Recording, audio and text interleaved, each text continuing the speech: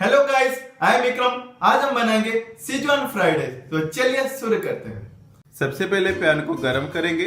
यह है oil, slice onion,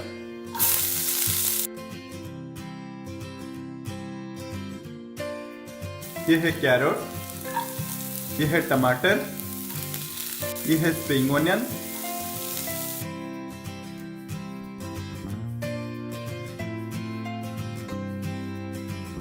ये है पीनट्स, ये है कॉर्न, ये है ग्रीन पीस,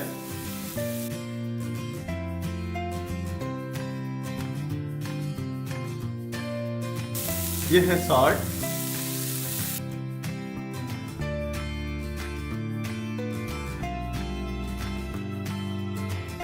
ये है गरम मसाला, ये है विनेगर,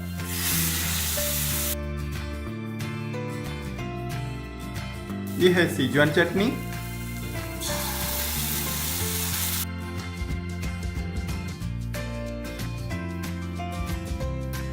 ये है बॉइल्ड राइस को मिला लेंगे।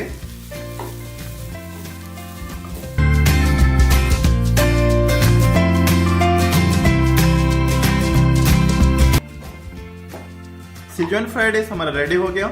उसके बाद हम सर्व करेंगे।